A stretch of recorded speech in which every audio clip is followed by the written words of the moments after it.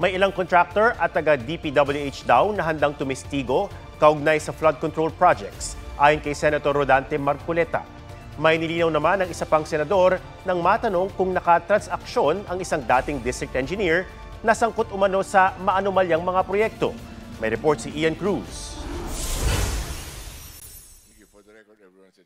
Sa gitna ng pagdinig sa mga flood control projects, may ilan daw na nagpaparamdam kay Senate Blue Ribbon Committee Chairman, Senator Rodante Marcoleta, para tumistigo sa mga maanumalyang proyekto.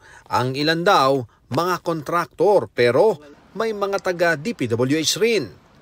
Merong mga feelers, kaya lang, ang aking sinasabi, gusto ko munang makita yung extent ang kanilang sasabihin bago. Kung wala namang bago, paano naman? Pero kung may mga nais tumestigo, may ilang personalidad na may kinalaman sa proyekto na nasa ibang bansa na raw. Hindi naman ibig sabihin lumabas dahil doon. Merong nandun sa ibang bansa. Malay mo, baka umuwi naman sila. Hindi ko naman sinabi na nagtago. Kusang tumakas. Hindi.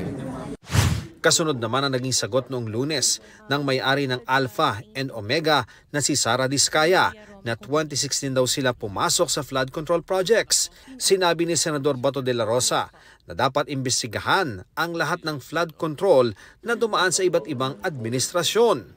So at kung 2016, pera ng bayan yan pera ng bayan yan Hindi porque during the time of PRRD, i-exempt natin sa investigation. Hindi po pwede yun.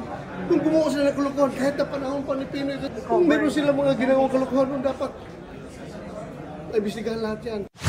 Iginit naman ni Majority Floor Leader Senador Joel Villanueva na wala siyang transaksyon sa dating District Engineer ng Bulacan 1st District Engineering Office na si Engineer Henry Alcantara. Never. Ano ba yung transaction?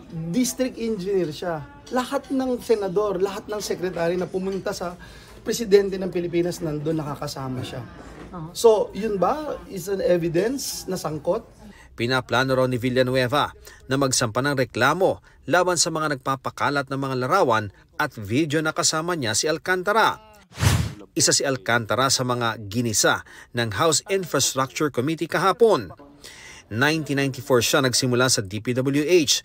2019 nang maging district engineer siya ng 1st Engineering District ng Bulacan na nagkaroon noon ng pinakamalaking project cost sa lahat ng implementing office ng DPWH. Sino ang nag-assign sa iyo to be a district engineer?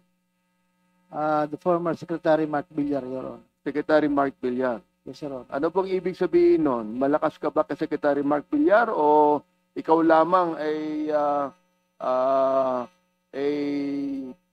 tamang tao na ilagay dyan? Nag-apply lang po ako, Your Honor. Sa kanyang pamamalakad, isa sa mga na-questioning flood control projects, ang Ghost Project sa Baliwag na nabuking mismo ng Pangulo. Babala ng House Infrastructure Committee, reklamong plunder ang posibleng harapin ni Alcantara. Sinisika pa naming makuha ang kanyang pahayag. Kahapon, inamin niya sa komite na may pagkukulang siya dahil hindi personal na natingnan ang proyekto. Ian Cruz nagbabalita para sa GMA Integrated News.